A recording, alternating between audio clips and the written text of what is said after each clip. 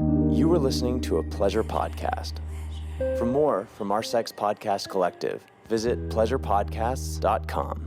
We all have what's technically called like a disgust reflex. Like we Yeah. are programmed to find certain things disgusting, like the taste of sour milk. And if you think about sex purely my from an God. objective like perspective, like exciting fluids, cum, eating your asshole. eating assholes and I mean, vaginas, seriously. right? Like it sounds like, disgusting in some It ways, does. right?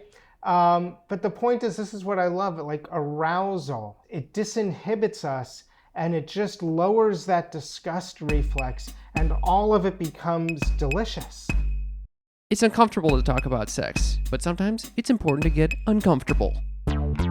Sex Talk with My Mom is the best mom-son podcast about sex. It's the only one as well. My mother is a cougar. My son is a clown. In a nutshell, my dad died, so my mother decided to create a YouTube channel all about sex, like all mothers do. And then my son decides to use my material in his stand-up comedy routines. And thus, Sex Talk with My Mom was born.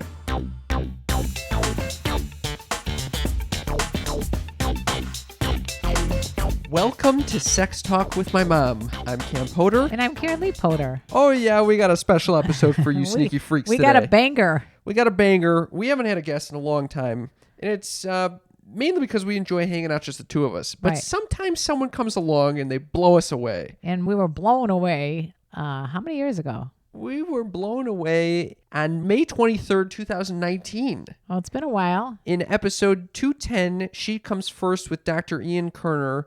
If you haven't listened to that, you got to listen to that. Right. This is a follow-up with Ian Kerner. So who is Ian Kerner? Ian is a licensed psychotherapist who specializes in sex therapy, couples therapy, and working with individuals on a range of relational issues. He is the New York Times best-selling author of She Comes First, one of our favorite books, and many more books focusing on healing sexuality and relationships. And guess what, my friends?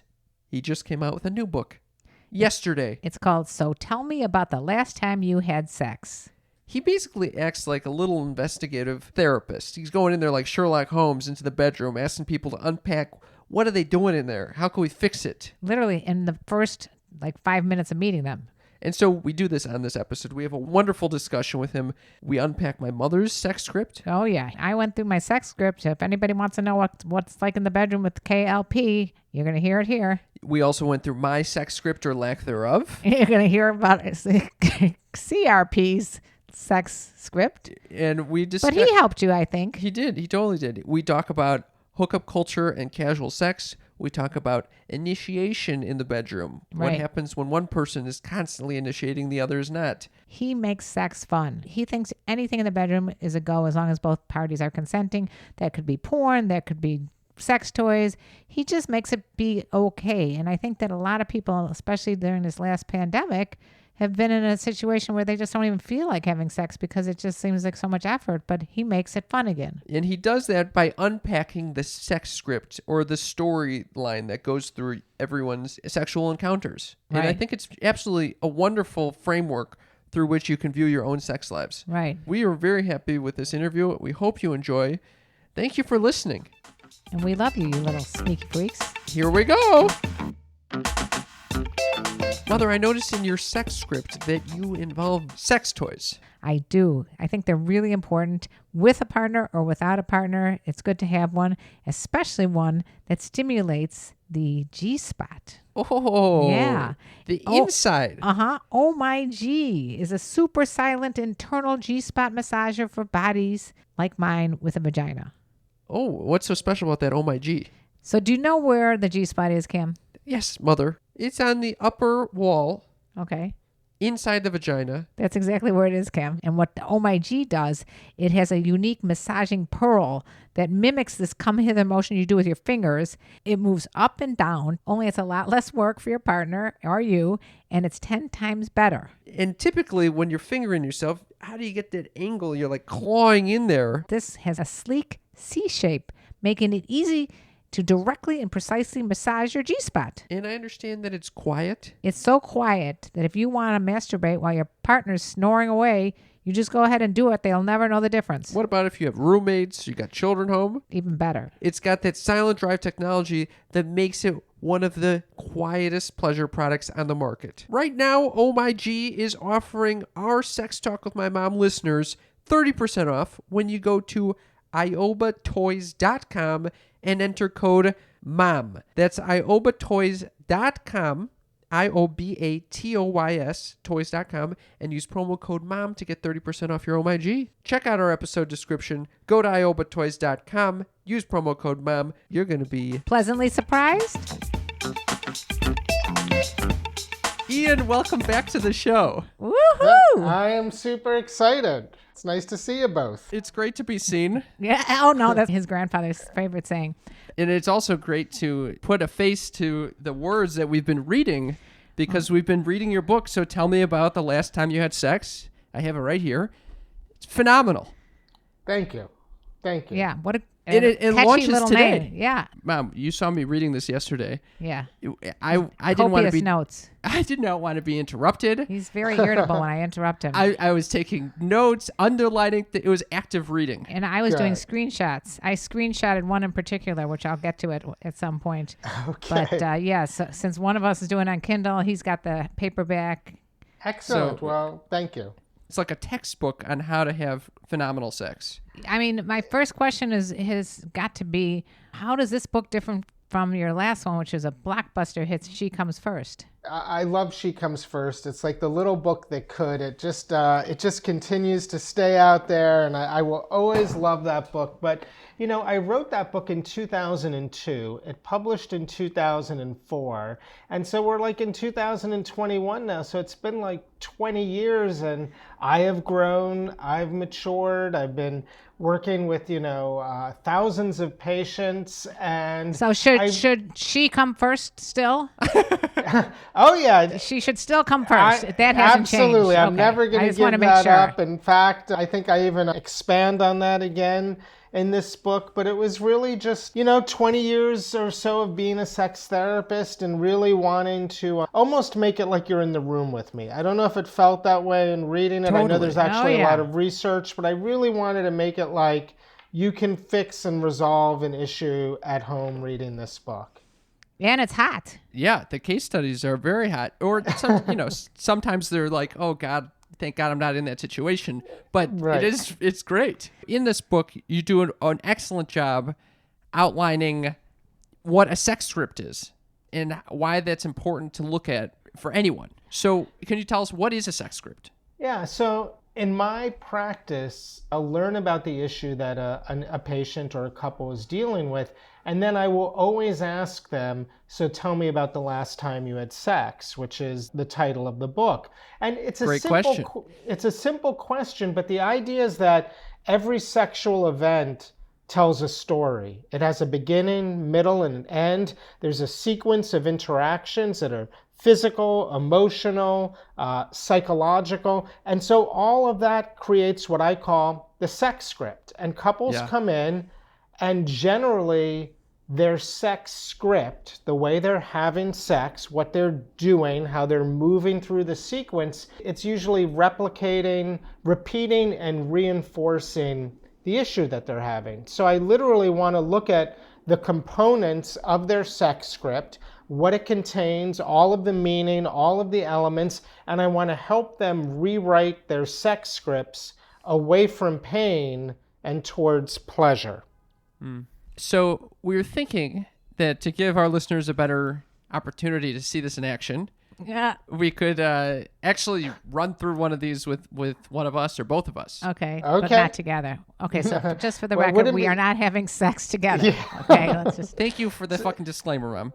Yeah, not a shared sex script, but each of your individual sex scripts. So yeah, like first I would want you to tell me if you're, so if you were coming in and you were my patient, first of all, you'd be coming in not because your sex script is like working so well, because then you wouldn't be coming in. You have a good working sex script that is delivering pleasure probably on a pretty predictable, repetitive basis. So you'd probably be coming in with a sex script that's not working in some way. I'm not saying that's the My case. sex script is working though.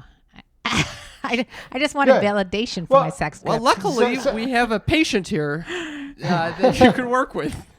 All right, so we'll do both. We'll do a working sex script, and I'll point out. We'll talk about everything that's working and amazing, and then we'll also talk about a sex script that's not working. Okay? Perfect.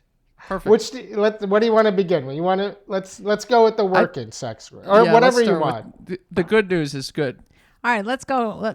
Run me down. So my boyfriend's name is Dees. Run me down. Here's the rundown. Okay, my boyfriend's name is Dees. He's 15 years younger than I am. We've been quote unquote dating, but it's kind of like being married for the last 13 and a half years. We live together.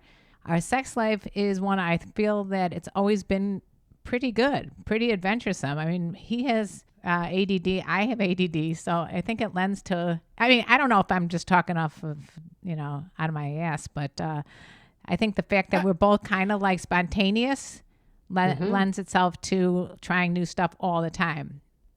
Okay. So let's talk about it. So tell me about the last time you had sex. What did it look like? How did sex get started? Who initiated? Okay, so Cameron's looking at me like weird, like, oh, do I want to hear this or not? I'm fine. I'm fine with this. Okay. So, all right. So it pretty much is like always. It's the same kind of scenario with different elements sometimes added in. So, for example, I would say a typical sex script is we make it a habit that we always have sex like once a week on Saturday nights. Or if it doesn't end up on Saturday, it'll go on a Sunday. I'm glad. I am so glad that's the one night I make sure I'm not here. Usually, Which came first? The fact that I was not coming over on Saturday nights or the... No, Saturday night, it's always been a relaxing evening. I think for me, I need it to be something very comfortable. Like, Sure. I'm already relaxed from the night. And it's already interesting. We're already getting a little sense of the script, that there's a ritual that happens on sort of every Saturday night. A sex script can contain a lot of spontaneity. So did you have sex this last Saturday night? We're basically a Tuesday as we're recording this. Right. I think we veered off course and it was a Thursday.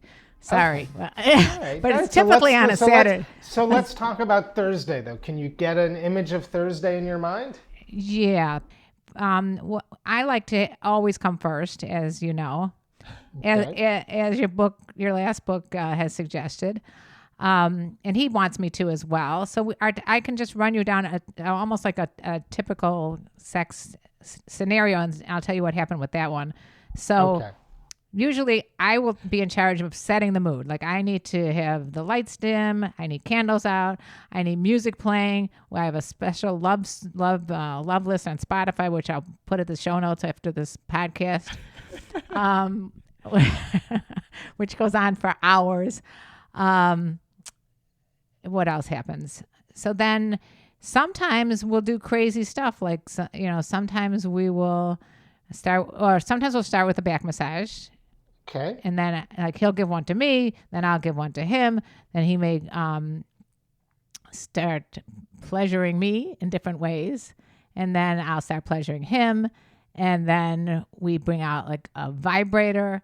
And then almost always, both of us like it when he's on the bottom and I'm on top, because that way we could look each other in the eye and we can use a vibrator on my clit while we're having sex. So he feels the vibrations, I feel the vibrations, and then we might go back to having oral sex at that point.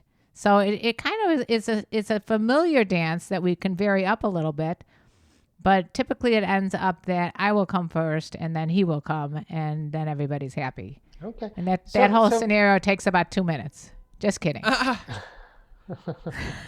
So, I mean, that's really great. So first of all, then do you relate to the idea of just sex scripts in general? Like that it sounds like you and Dees have something that kind of works. Yeah, we always put in like there's always going to be some sort of fantasy element where we watched like porn and maybe we'll act out like he's Dirty D in the porn theater and I'm like one of the dirty theater porn sluts. That's great. I love that. Now, does that happen sort of early on in the sex script? Like kind of gets things going? It happens early and then in the middle and probably towards the end. I mean, it can continue. Sometimes Cam even knows this already. Sometimes he imagines me as our couples therapist we went to like 8 years ago. And he will call me by her name, one time we were watching porn together, and he literally will move me away so he can watch the porn, and then Anyway. Well, so let me just comment on a little bit of what I'm hearing, because I think that there are actually some really great elements of the sex script that you described. I mean, first of all, it's nice that there's sort of a little bit of a ritual element to it, and it happens, once a week. And we know that couples who have good, healthy sex once a week have higher levels of relationship positivity than couples who do not. And couples who end up having sex a lot more than once a week don't necessarily have higher levels of relationship positivity. So I think just knowing that that's at least ritualized once a week, if not more. I'm hearing that there's some attention to what I call the desire framework, and creating a shared desire framework. Like, you're very conscious of the environment that you want to be in and what's going to turn you on and get you excited, and also eliminate stressors. So I think paying attention to the desire framework is good. I haven't gotten a sense yet of who actually sort of taps the other on the shoulder and says, let's go do this. But I'm going to assume that there's something that's kind of mutual that's happening between the two of you. And what I really like is that you spend time both above the neck and above the waist, right? You described sort of this kind of like sensual massage that could kind of happen. Mm-hmm. You also described an element of fantasy. So we're really, really fully capacitating the potential for arousal. We're getting the psychological arousal, we're getting the physical arousal before we're going below the waist into any kind of, direct genital stimulation. Now, I did hear a lot about oral sex and direct genital stimulation, and a vibrator, and going back to oral sex after intercourse. And let me just say, what I love about that is that the sex script it's a little non-traditional. It's not following like the traditional structure of like, let's get to intercourse, and intercourse is like the culminating activity or the overshadowing activity. Like, when I'm working with my couples, if I'm working with a heterosexual couple, I would say about 100% of the heterosexual couples that I work with had intercourse the last time they had sex, penis and vagina intercourse. But for most of the couples that I work with, they got to intercourse within about 2 to 5 minutes of starting sex. So intercourse became the kind of all-encompassing, overshadowing sexual behavior that was engaged in. So what I really like about your sex script is that it was kind of deconstructed and had a lot of variety. It actually reminds me, and I say this in a positive way, of gay male sex scripts. Here's the thing, there's a study We're open done. To it. No. Do you mind if I bring in a little bit of the research from the book? Please do. So there was a study done of 25,000 gay and bisexual men. It came out of Indiana University by Josh Rosenberg. It was done about, I think, 7 or 8 years ago. But it's a great study because it looked at the last time that these 25,000 gay men had sex. And as it turned out, only 35% engaged in intercourse. So that means 65% of gay men do not generally have intercourse as part of their sex script, which I already think is incredible, right? Because what are they doing? They're engaging in all different types of outer course activities, a lot like the ones you described: kissing, sensual touch, oral sex, manual stimulation. But what was so cool was that of the men studied, there were 1,300 different combinations of behaviors put together. So that's right. 1,300 different sex scripts. And what I liked about your sex script was how particular it was, and how personalized it was, and how it emphasized a number of different behaviors. And yes, there was intercourse, but it didn't seem to be like the only behavior or the main behavior. And I like that the orgasms were, so I think that there's a lot of really cool elements. Yeah, and it was the same thing with Cam's father. It's like funny because It's like when I think about getting massage, it's, I got to make the appointment, sign up, go in there. And then every time I get a massage, I'm like, why didn't I do this for 2 hours? So the same thing I feel about sex. I mean, it may take me a minute to get there, but once I'm there, I'm like, why don't we do this like all the time? Yeah, I agree. Let me ask you, is it hard? Like, did you and Dee's automatically just get into this space where you could do all this role playing? Because I love the psychological element, but a lot of couples can't get there. They have too much an inhibition to just sort of let themselves kind of play. I mean, for me and for him, I think I wasn't a talker and doing all that with my husband at the time. That was back in the, I was like in my 40s. And I was not taught that women should be verbal during sex in the bedroom. And it was like, I was taught, that you just be quiet in the bedroom because that was my generation. Whereas when I'm with Dee's, we will play, like we will role play. We will bring out, whips and all kinds of, Kim's now. I think you're overestimating my reactions here. Yeah, I mean, I'm completely cool right now. You're the one that is feeling. Well, because I normally don't talk about my current sex life. I will talk about past sex life. Where, for example, I went on a date with this guy. We ended up in his bedroom, and literally he spent like maybe 2 minutes going down on me, and then he wanted to have sex, and he came within 2 seconds, and I'm like, hello, you forgot about me over here, And he's like, oh, okay, we'll try again. We'll watch some porn. We'll do it again. And then the same exact thing happened. And I never went out with him again, obviously. Yeah. Well, you just described, that's really like your sex script with Dee's sounds really personalized. It includes a lot of behaviors. It has a lot of psychological stimulation. It has a great sort of arousal and desire runway to get going. But the other one you just described, that sounds like a broken horrible. sex script. You never, you never got off the ground on that. And, Right. So that's very common for one partner to get left behind. How much does confidence weigh into all this? Because I feel like both of us are very confident in ourselves, and that's why we're willing to take more risks and be comfortable with each other, that we could say anything to each other and no one's going to shame each other. Yeah. So I think that confidence and self-esteem is a part of it, but what I'm actually hearing you talk about is kind of like emotional safety, right? And just feeling like we have a nice level of emotional safety. We're not going to shame each other. We're not going to judge each other. We can laugh with each other. And I think actually that kind of relationship safety is essential for the kind of adventurousness and play. So I think that's why good relational sex goes hand in hand with really good like recreational sex, So I think the emotional safety that you described and not feeling shame and being comfortable in your own skin, I think that's huge. I think that's essential. You talked about this on the last time you came on the podcast, but can you give us just a very quick summary of the difference between relational versus recreational sex? Sure.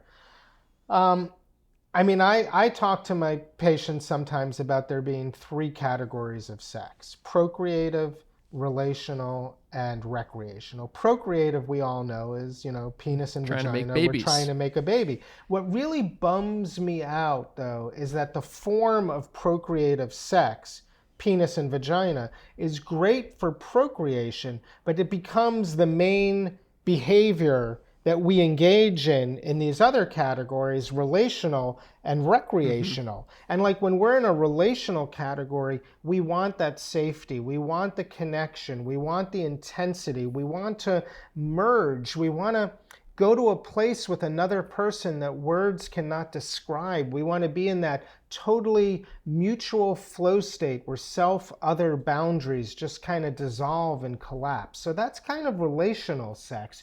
Recreational sex is, that's having a sense of novelty and adventure and fun and fantasy. And I feel like so many of my patients engage in recreational sex with themselves, right? When it comes to masturbation and the toys they use and the porn they watch and all of that.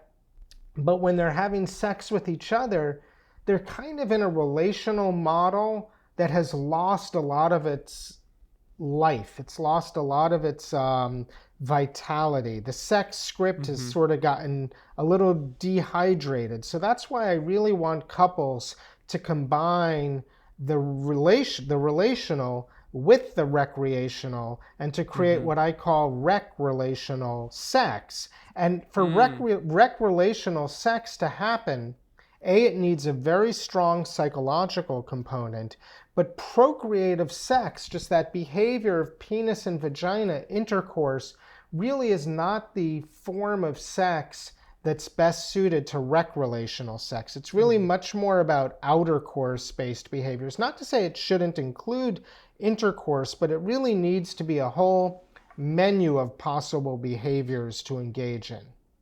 Yeah. It's funny because I think what you're describing about emotional safety and the ability to go into this more playful state is definitely what I'm after. Now turning the spotlight Apparently, he over. wants the script. He wants his sex script. Spotlight is changing, but it's very challenging to go on a date with someone and say, "Excuse me, are you interested in recreational sex, relational sex, or procreative right now?" So it's hard to know. Right. Well, I wasn't suggesting that that's like a pickup line. Are we going to have procreative sex tonight?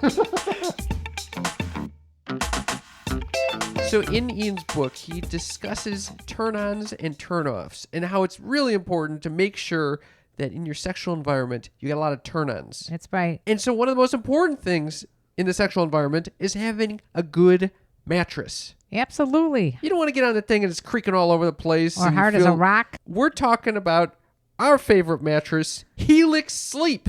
Why do we like it, Mother? Because they customize it. You can't have a generic bed. You need it customized. And how they do it is by providing you with a quiz.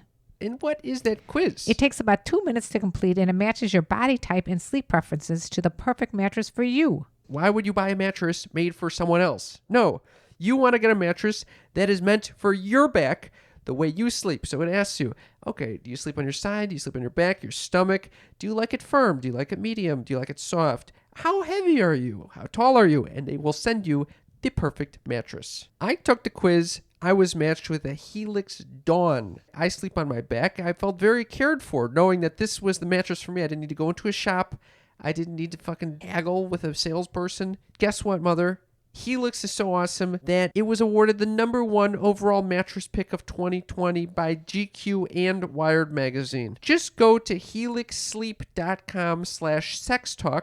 Take their 2-minute sleep quiz and they'll match you to a customized mattress that will give you the best sleep of your life. They also have a 10-year warranty, and you get to try it out for 100 nights, risk-free. Helix is offering up to $200 off all mattress orders and 2 free pillows for our listeners at helixsleep.com/sextalk. That's not so cheap. That's a nice addition, those 2 free pillows. They're really important to your neck support and everything else. That's helixsleep.com/sextalk for up to $200 off and 2 free pillows and the mattress of your dreams. So in a bit, we're going to talk to Ian about his views on porn and how to involve it in the bedroom. Right. And one of the things he mentions is audio porn. And audio porn and the revolution that it's making. Right. And today we're sponsored by Dipsy, which is an audio app full of short, sexy stories designed to turn you on. You know, it can be very challenging to slow down, to de-stress during this time, especially as everything's reopening. Right. All the stimulation is flooding in. We don't have time to actually just sit and pleasure ourselves. And so Dipsy is here to help us out. Listen to stories about hooking up with your hometown crush you never made a move on, or that coworker you always had a little thing for. You know what I've been listening to recently? I can just imagine. What? I'm just guessing. Some Buddhist clown. No. What?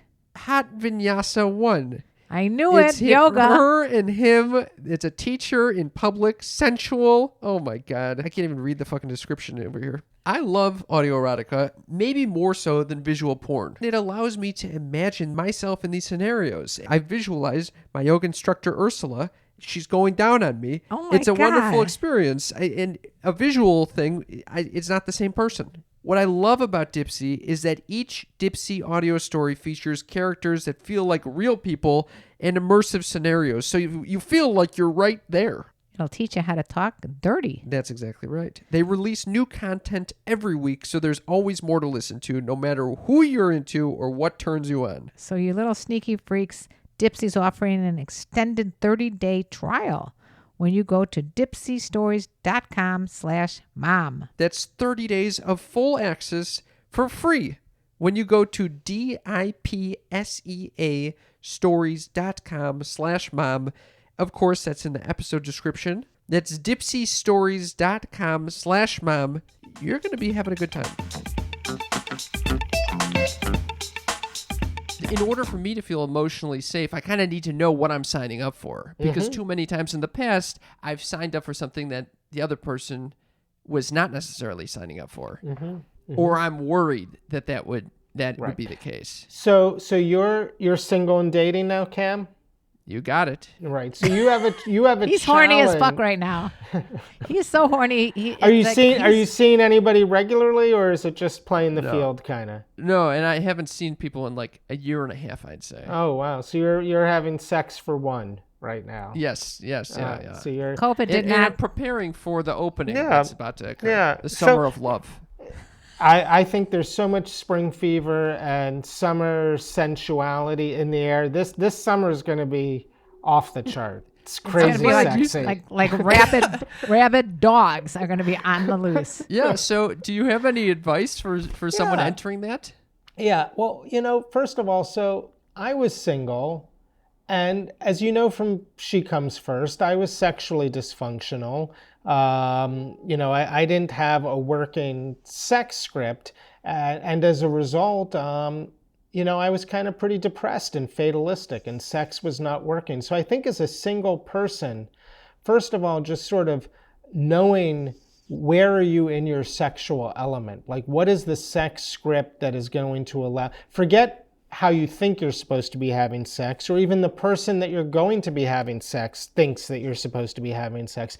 What is the sex that allows you to be creative, confident, to have that self-confidence and self-esteem that your mom was describing? What are the elements of the sex script that you need? And you might decide, it's going to be very outer course based, or maybe it's going to be very intercourse based, or maybe it's going to be, very psychological and creative. I mean, in the book, I think I have a lot of tools to help you just sort of understand the elements that might best suit the sex script that puts you, sort of in your element, so to speak.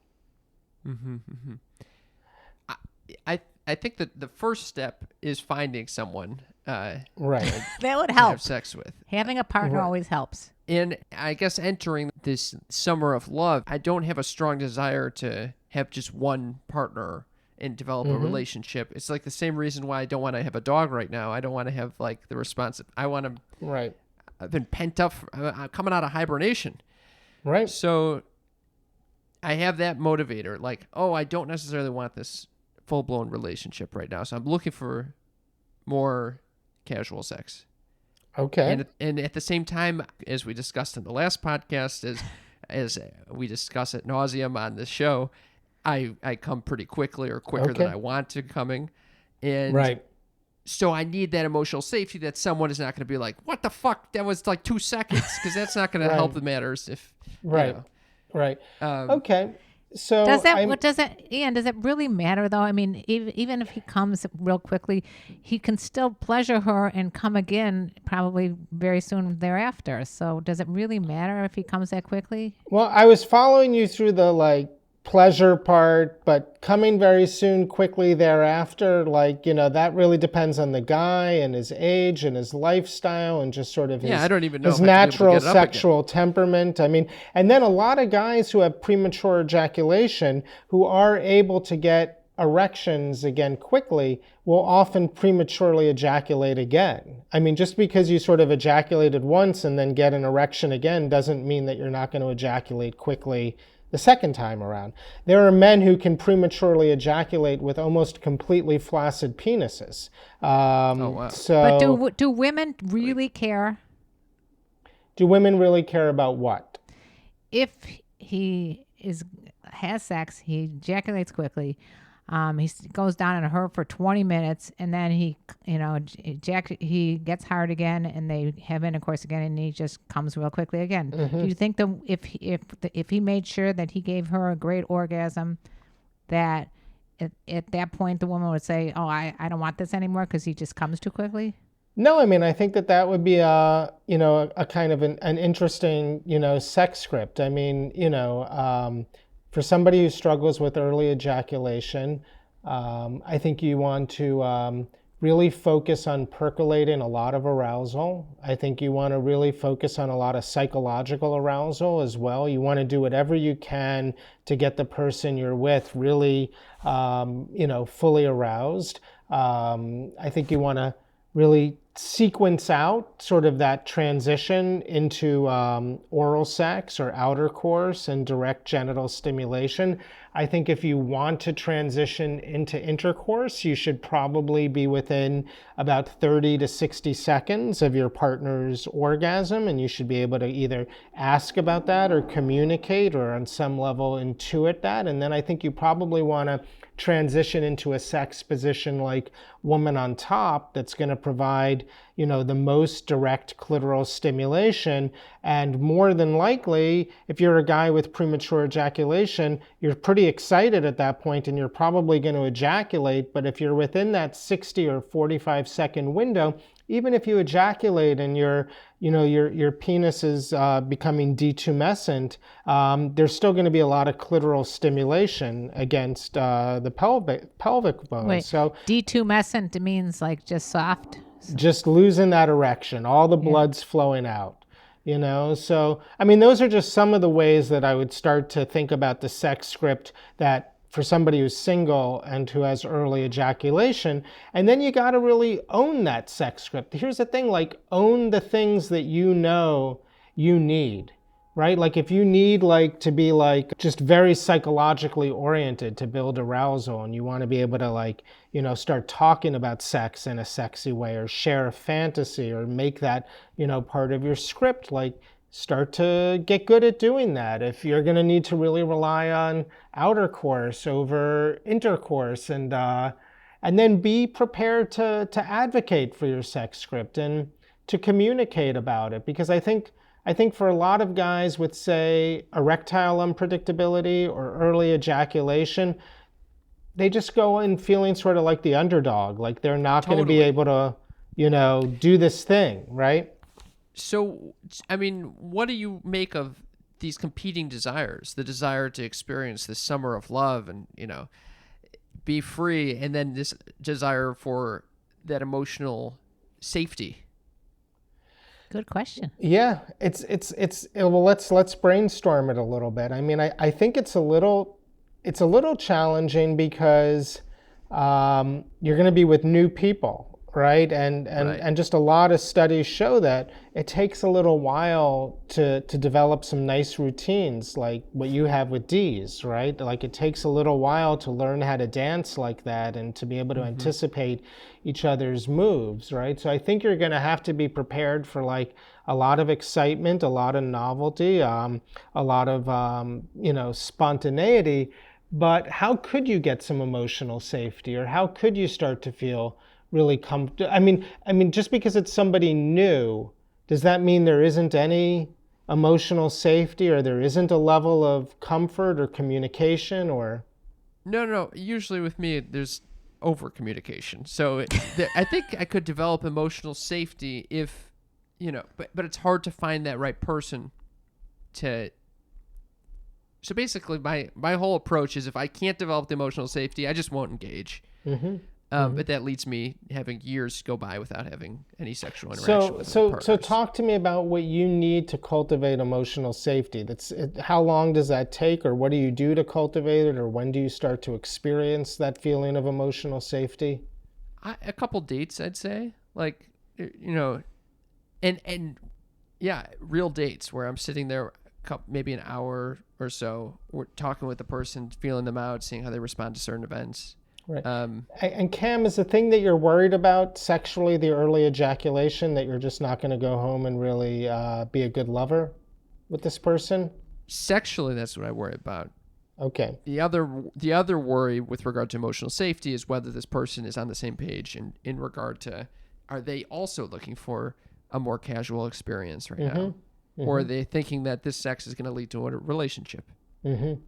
So are you overly anxious about that? Like, do you worry about that? Or like, do you talk about that with the partner? Or are you assuming you're like I ask because some people almost have like a little bit of an OCD around like ruminating over, does this person think I'm here just for the night or for life? Or, like to what extent are you? I wouldn't say it's an OCD level, but there's an awareness there, and there's the awareness that I'm not bringing it up necessarily. So you're assuming that they're not interested in just fun, casual sex, that they're interested in having like a real relationship with you in an ongoing way? Most of the time, that's the assumption. However, I did just start using a new app that focuses on this type of, more casual play. Yeah, if you go in, what if you just go into it saying, this is what I'm looking for? It's going to be casual. Because Deez and I, first night we were together, I was like, no one's looking for anything serious here, So what if you just go into it with knowing that if you're using that app or even if you just meet the person, in a coffee shop, you just go into being honest and saying, listen, I'm just in a summer of love and I'm not going to make anything too serious. Are you on the same page? If you're looking for something else, let's stop right now. I think that's cool. I mean, I guess I was just bringing this up because I do work with a lot of guys who sometimes resist being sexually free or resist just sort of having fun and playing because, they're really worried that someone's going to have the wrong impression in some way. And so I just believe in, being pretty upfront, like your mom just said, and communicating. You don't have to over communicate either. I mean, you're having you're having sex with consenting adults who can manage their own feelings and emotions and let you know what they're thinking. I mean, sometimes we just think that the people we're having sex with are just these objects that we're almost manipulating in some way. But these are adults that you're coming together with who are perfectly capable of having conversations and making their own decisions. So as long as they're just, I think, informed about where you're at. It's funny that I think what I worry is treating this person like an object. And by assuming that they're not capable of having those thoughts and knowing where they're at, it is actually treating them more like an object. There's an irony so. there. I mean, I think it's a little paradoxical. I know that you're sensitive and I know that you're caring and you want to have emotionally safe relationships. But you have to allow someone's subjectivity, someone's personhood to really assert itself in combination with yours. You know what I mean? So otherwise they are being objectified. I like that. I like it too. Can we switch total gears here? Because I know we're coming to an end of this and I'm not going to get to this, but I loved this passage in your book. I just wanted to read this. I think you, Cam, said that you also like this. This is where I think if you're with someone like I'm with my partner who is kind of like all or nothing, I have to explain the nuances here. I'm going to read this chapter and tell you, and I think this is about yourself, actually. It says, take biting or tickling, for example. If I just walk up to my wife and bite her or tickle her or slap her on the butt, that could turn her off and probably piss her off, and it may even feel too rough or too ticklish if done at the start of sex. But once we get going and she's aroused, a good bite, nibble, or tickle may feel sexy and exactly what the doctor ordered, or in this case, provided. Right. I just love that. Can you go into that a little bit? Because I think that's something that people just don't sometimes understand the difference between everyday behaviors and stuff that goes in the bedroom. Yeah. Well, first of all, I want to say with like all sexual behaviors, it's not just about the behavior, it's about the timing of the behavior, right? So it's the right behavior at the right time. So something that feels very uncomfortable at the beginning of the arousal process, like when someone goes straight to like direct genital stimulation. I hear this from men too. Wow, like as soon as she sees an erection, it's going straight for the penis in a kind of forthright way. It's a great behavior, it's a great activity, but it's just happening at the wrong time in the arousal process. So I think that every behavior, and so when I talk about just sort of walking up to my wife and like slapping her on the ass, it's just like we're not in that sexual space. There's no arousal being generated, between the two of us. So does she get pissed off at you if you just walk up and hit her in the butt? Yeah, she gets pissed off at that. And what is that men think that women like that or don't even give a shit if women like it, I should say. Well, I because guess you just see this bud and it looks kind of tasty Yeah. and you just want to like connect with it in some way, you know? Right. I mean, but still, I mean, that happens to me pretty often with these. And he's like, oh, all my friends do this. I'm like, I don't give a shit if all your friends do this. I didn't say you can walk up and hit me in the ass. And then I get really pissed and I try to hit him and I hurt my hand. Yeah. But meanwhile, if you're in bed and That's a whole you're in the different middle of ballgame. arousal, you want that bite on the neck maybe, or you Yeah. want that slap on this, you know? So the other thing that's interesting is that we all have what's technically called like a disgust reflex. Like Yeah. we are programmed to find certain things disgusting, like the taste of sour milk. You know what I mean? Right. Like it's just gross. It informs us, don't drink this or you're going to get, really sick. And if you think about sex purely my from an God. objective like perspective, like exchanging fluids, cum, eating your asshole. eating assholes and I mean, vaginas, seriously. right? Like it sounds like, disgusting in some It ways, does. right? But the point is, this is what I love, like arousal, like the gift of human arousal, just it disinhibits us and it just lowers that disgust reflex and all of it becomes delicious. That's to me kind of like the beauty of arousal and sex. And that's why throughout the book, what's so important in understanding a sex script is it's not just a sequence of events, it's actually going through a process of arousal that's increasingly building and culminating. And I loved how you distinguish between like physical and psychological arousal and in creating this erotic mind. Absolutely. Absolutely. Well, that's what I would say to you as well, Cam. Like, if I could go back to all my single days as an early ejaculator, I would become much more an expert in psychologically turning someone on, psychologically romancing and seducing them, because that builds as much arousal in the body, if not more, than physical arousal. Right? Especially for women, especially, I could speak that is 100% true. But what else is interesting is that there's this, the disgust response that takes place if you do that if you have that erotic mind with someone who's not in that context, you become very creepy to them, I think. Again, everything about like right time, right place, right? Like, yes. Right. It's a dance. You don't want to just be out at coffee and, So but how do you when you're in the recommend moment, when you're engaging in foreplay, when you're starting to kiss, when you're starting to exchange breath, when your bodies are up against each other, like why not braid in the psychological arousal? Why not start to comment on what you're experiencing and seeing? Like if you sit down and like you're having a delicious meal with somebody, wouldn't you comment on everything that was so amazing about that meal? Yeah. That's a really good idea. That listeners, you sneaky freaks, that's a very good idea. Comment on what you see and hear and think and all the senses. Cam, I have to go through some of these TikTok. The question I asked on my TikTok was, who initiates sex?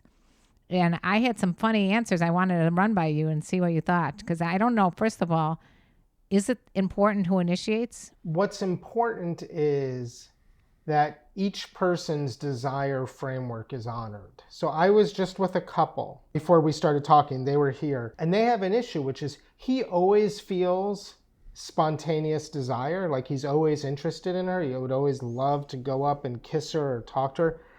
But there's something about him that inhibits him from doing that. And so he leaves it to her to always initiate. She always has to be the one to initiate, but she doesn't experience desire in the same spontaneous way. She needs to have herself sort of simmered and percolated, right? So they're not working together in this desire framework, right? Like how they each manifest desire. So what I try and do when I'm working with couples is to really understand how each one experiences desire and then kind of validate a shared framework that they can both participate in. Cool. So the answer to that is... The answer for that couple, would be that, and he always says like, well, I'm going to ask you in the morning if we could have sex later. And I was like, that's the least sexy way to request Sounds sex horrible. for someone who needs to be simmered and brought into it, right? So he needs to learn how to approach and bring his spontaneous desire, but like kindle a longer experience that will help manifest her desire. That would be a shared desire framework between the two of them. Let's go a little bit back to the initiating part as far as that is concerned. It seems like most of the people... Yeah, what are some of these responses? Some of these that you got, responses Mom? are just so funny. What was the initial question? The question was, who initiates sex? And this one guy goes, always me, and would bet guys 90%, 99% of the time. Is that true in your experience? That a guy would initiate sex 99%? Nope, Nope, not at all. Not at all. I mean, especially in this last, year and a half or so of going into COVID, where we're not eating well, we're not exercising, we're not even changing out of our pajamas, we're on top of each other. I'm finding that libido across the board is kind of depressed and inhibited, and I'm finding a lot of men with lower desire, and so a lot of women who are in the position of initiating and wanting more sex. So I don't create I appreciate your TikTok responses, but I don't think that there's a real gender line in terms of that's desire. what I was wondering. Because a lot of them were saying 95% me or nothing, and then the one guy said, "See Ellis in a Cabernet, who initiates sex. See Ellis in a Cabernet." Now, one guy, the last one I'm going to read is really funny. He said, "My wife is a doctor, so I have to make an appointment. I usually don't have to wait too long. Sometimes she'll squeeze me right in." That's cute. That's cute. Very cute. I think what's true is that a lot of men are able to like metabolize a sexual cue very quickly, and it only takes a single sexual cue, like, oh, there's my cute wife coming out of the shower in a towel. That one single cue just goes straight to the genitals, and like, I'm ready, willing, and able to have sex. And I think for a lot of women, and again, I don't want to stereotype, it's not that they don't appreciate that single cue or it's not sexy. It just might take more cues, or it might take like... I agree with you 1,000% based on my own experience. I mean, this is why we have so many dick pics flying around. Yeah, because it's I don't like dick pics, but I know that a guy would love a vagina pic in a second. So are men inherently just more visual? I think that men are able, again, to just, it doesn't always have to be a visual cue. It can be an audio cue. It could be a memory. It could be a suggestion of something. It could be someone walking down the street, a little whiff of something gets in my nose. Yeah. It could be anything. So I always thought that like men just tend to like more visual stimulation more than women. But then, can you speak a little bit about porn? Because it really helped me think of myself as being okay or more than okay. And when you were describing during this pandemic how my libido has not been as the way it used to be. I mean, it was much stronger before this pandemic, maybe because I'm with the person 24/7. But saying it, you know what, if your libido is not where it used to be or whatever, and you want a little extra something, watch porn together. You'll get horny faster, and then, start the process quicker than, because I think one of the reasons that we don't have sex as much is because it's going to be like, oh, it's going to take me a long time to get there, Right. It's going to, right. So, in the book, I talk about like, there are different ways of getting started. There's like a hot start where like, look, Cam, if you're enjoying this summer of love and you're out there and you're meeting someone who's turned on by you, you're probably going to have what I would call like a hot start. It's not going to take long for the two of you to get your clothes off and be going, right? For a couple in a long-term relationship, if like you and Dee's, where there's still a lot of sexiness in the air and a lot of emotional safety, very often, I'm not saying you're not having hot starts, but there's also this feeling of like a warm start that's just kind of coming out of the general warmth. For a lot of couples, though, they're in a place like what we described during COVID, where if they're going to have sex, it's going to be from the position of like a cold start, and it's going to be pretty difficult to get there. So in those cases, I think you kind of need like what I'm going to call like an arousal runway. You need something to get the system just kind of warmed up. And I think taking in some kind of psychological material, whether it's porn, and I only emphasize ethical porn. Consensual porn. 100% consensual and ethical. I believe that we should be paying for our porn. You know, nothing good comes for free, and people get exploited. But it could also be, there's also a renaissance in audio erotica and in audio porn and in literary erotica and in toys that are creative and suggestive. So, I mean, all of this stuff can help introduce more psychological material into the system.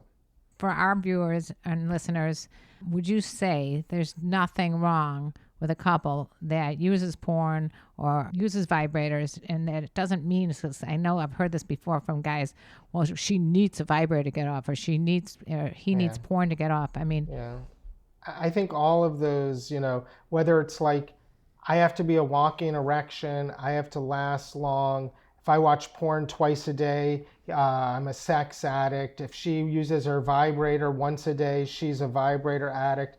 These are all just, you know, misconceptions that, you know, unfortunately really dilute and make the playground of sex pretty limited and constrained. So I think we should get everything into that playground. I mean, yeah, I think, you know, study after study shows that couples who watch porn together have more adventurous sex lives, or feel better overall about communicating about sex and porn, get more excited about having sex with each other. I'm not saying that porn is the answer, but sometimes you need to, you know, again, just bring that psychological arousal into your relationship. I have a question, which is, what are your thoughts on today's hookup culture? And the reason I'm asking this question is because I'm very interested in Buddhism and Buddhist take on sexuality, which is considered, like, they suggest wise sexuality. Mm-hmm. And some people interpret that to mean if it's consensual, if both partners are excited about the pleasure, that's fine. Other people, there's like different interpretations of it. And so hookup culture is interesting because I'm not sure it sits in the category of wise sexuality. And I'd love to hear your thoughts on that. Well, I have to be honest a little bit, Cam. You're going to be a little more of a dating expert than I am, because I have not been dating since like 1997. Okay, so I am a little bit out of it, and it's not the thing that I like work on clinically a lot, and I really derive from my clinical experience. But what I will say that I've noticed, especially in men, single men, young men, is a lot more performance anxiety, a lot more erectile unpredictability, and a lot more fear in initiating sex and, you know, sexuality. And so I'm all about consent, but there also has to be a mature way of bringing our erotic selves into the picture. You know what I mean? As opposed to leaving that behind and just... And being afraid. You know? It's kind of like this guy that I was talking to today in my office. Can we have sex? You know, I'm reading the newspaper. Hey, honey, how do you feel about having sex this evening? Well, let me contemplate it. I mean, sex is, there is something... Man, I'm so hot when you say it like that. Jeez. You know, like, sex is hot. Sexual language is hot. And we have to be respectful and we have to be careful, but we also have to embrace the energy and the heat of sex. You know, when I'm doing sex therapy with couples, I will often get them talking about sex, and they'll go home and they'll have sex and they'll say, that session got us hot. Like, can we come back on a Friday night? Because it's going to be our Friday night date night, right? Like, we have to master this language and this feeling, not be mastered by it. So is that pro the hookup culture, or is that saying the hookup culture might be a detriment to that? I think I would be pro. Well, when you say hookup culture, what do you mean by I was hooking culture? up. I'm part of that hookup culture when I became single again at 48. I'm very pro sexual experience and sexual variety and sexual encounter. What about threesomes? I'm positive about anything that is consensual and that's, you know, fun. I mean, some couples, I work a lot with couples who just want to make a world of their bedroom and it's just the two of them.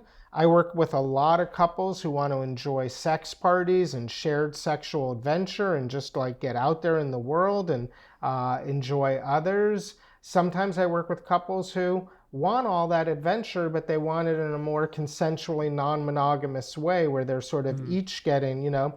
So I'm all about that. The thing that's hard in our culture is that monogamy, especially for heterosexual couples, is, you know, such the dominant paradigm that it's hard sometimes to switch out of that, right? Like if you start off in a monogamous relationship and you feel that there's something that's non-monogamous or erotically explorative about you, it's very difficult to pivot sometimes out of that paradigm.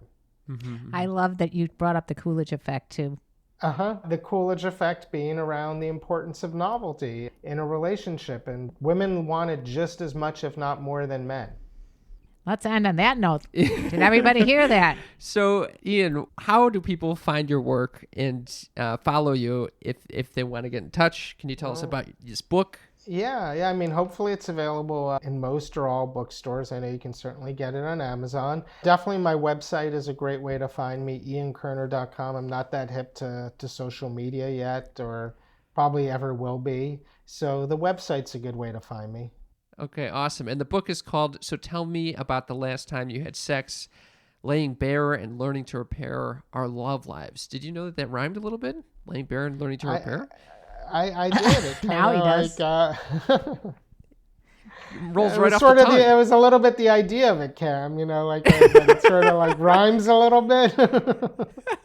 Thank you so It much. could have for just being been here. getting naked and fixing from a solutions-oriented perspective, but it wouldn't quite have had the same ring to it. Yeah, I think that's right. I think you did a great job with this. It was really a delight to talk to you, and it was a delight to read this. And thank you for validating my sex script. I think it's terrific. It's inspirational. Oh, well, feel free to use it whenever you want. Okay. We hope you enjoyed that interview with Dr. Ian Kerner. What do you think? I mean, I really enjoyed it, and I hope you guys liked it as well. Do you think I should go to him like on a weekly basis for therapy? No, I think he'd kill himself. I think he'd be like, "You again, kid?" I think he really helped me and help other people understand the value of having script that you can keep going back to and altering and changing as days goes on. Did you feel validated in your I did. I Yeah, felt I very knew it. validated. Did you feel uncomfortable talking about it in front of me? Not really. I mean, because we always talk about sex in front of each other, but I don't normally talk about this. You don't go into the fucking details. I don't usually go into the details, and it's certainly not. And I'm sure Dees would not like me to tell that much in general all the time. But on the occasion like this, I felt it was a therapist. It's okay. I felt surprisingly comfortable hearing you discuss that. And I was actually very proud of you that you have such a good sex script. Oh, I mean, it is like what he said. It's very admirable. you think I got an A? You got it at fucking A+ over there. I got an from A+ on the my sex doctor. script. I felt good about it too. But I don't want people listening going, "Oh, I don't have that, so I something's lacking." It's not lacking. It's just my sex script, and yours can be completely different and still be very valuable. We wanted to thank everyone who has been supporting our show, making this possible for people like Dr. Ian Kerner to come on. And one way to do that is through Patreon. Patreon is our way for you to financially support us, even if it's just $5 a month. And now you can get access, if you are a Patreon member, Drum roll, please. to our Discord channel. Whoa! What the fuck is a Discord? I have no idea, but it works. It's a really dope chat room where other sneaky freaks and us get together and we can just talk back and forth nonstop. And there's chit chat going on all day long. It's a real community there. Some discussions will be available to the public, but most of them are going to be Patreon only. Okay, let's tell them how to get to Patreon. It's www.patreon.com/sextalk with my mom. If you wanted to help us out another way, for free, all you have to do is leave a rating and review for us. Just go to ratethispodcast.com/mom. I actually have one here I'd like to read, Mother, from Unicorn Lol with a little unicorn face. It's so cute. This person says, "Y'all weren't cooking dino nuggets?" And then gave a bunch of like aggressive face emoji faces, anger, devil face, crying with the with a swearing face, So frown face. I think he wasn't real happy with something that we did. He gave us 1 star because of the dino nuggets. We weren't cooking dino nuggets. We weren't cooking the dino nuggets. Can you help us out by overturning that 1 star? I don't know why we got...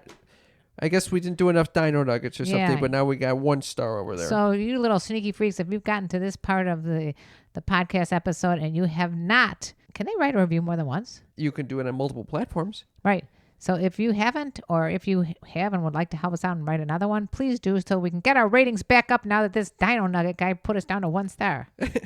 We also wanted to thank everyone who has helped us by sharing this podcast. That really is our favorite way for you guys to tell your friends, your family, word your parents. of mouth. We are on Instagram and TikTok and doing some really funny stuff there. We want to create this multimedia channel, and this is the way to do it. So follow us on Instagram and TikTok at Sex Talk with My Mom. And we're doing an Uber Lube giveaway there. So stay tuned for that. Yeah. Thank you guys for listening. We love you very much. We love you, you little sneaky freaks. You want to sing them out? Let me tell you about the birds and the bees and the flowers and the trees and having Ian Kerner as a guestie. A guestie. A guestie, a bestie guestie. Oh, a bestie guestie. All right. Love you. Love you. Bye. Bye-bye.